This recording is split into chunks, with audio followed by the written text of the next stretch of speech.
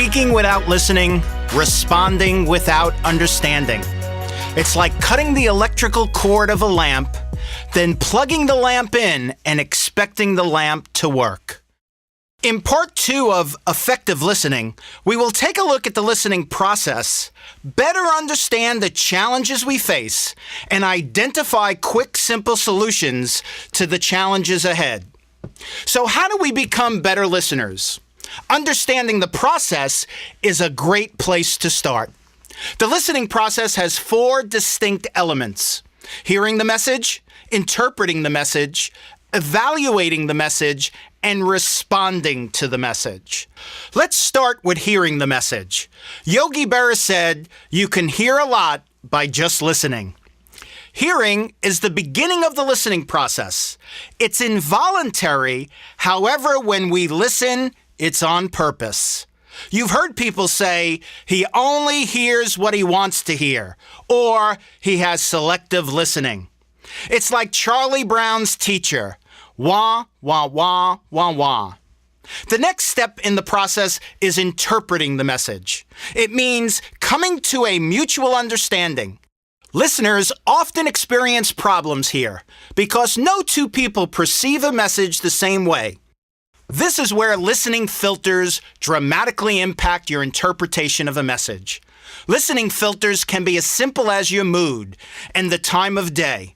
You've heard people say, "Not until I've had my first cup of coffee."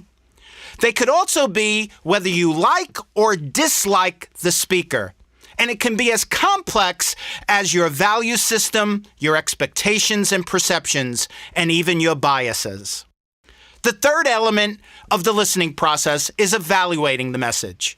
Good listeners are sure to get all the facts, they don't jump to conclusions, and they analyze all the information before formulating a response. In fact, good listeners will solicit clarification. Take a moment and write down these 6 magic words. They'll make you a better listener. So if I hear you correctly, these 6 words will help you in the evaluating process.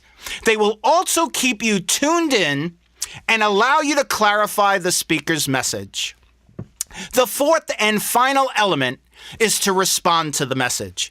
Even though a response is more about speaking than listening, it's critical to clear communication.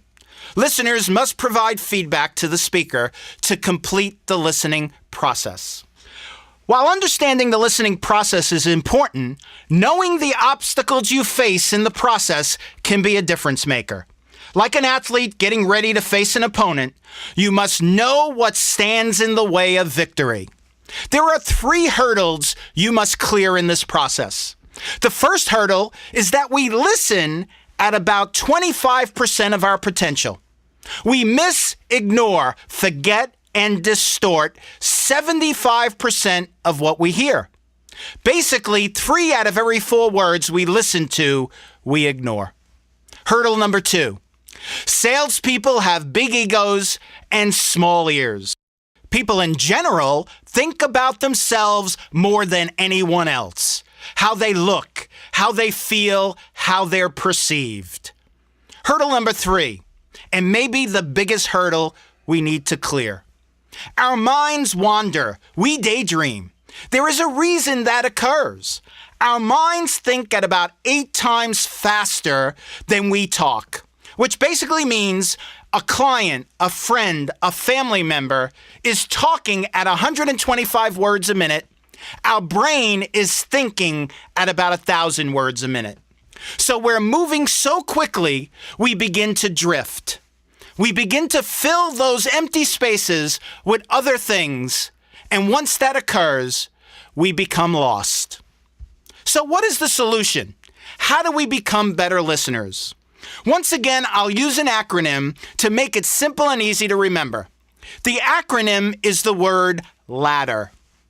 The L in the word ladder stands for look at the person, make eye contact, maintain good physiology. The A is for ask questions, gain clarification, if I hear you correctly. The D stands for don't interrupt. don't cut across the speaker, which we're basically saying what you have to say is unimportant, what I have to say is more important. The second D stands for don't change the subject. You think you had a tough day. Let me tell you a little bit about my day. The E is for empathy, unselfishly putting yourself in the shoes of the speaker, thinking, feeling like the speaker. That builds trust, and people love to work with and do business with people they trust.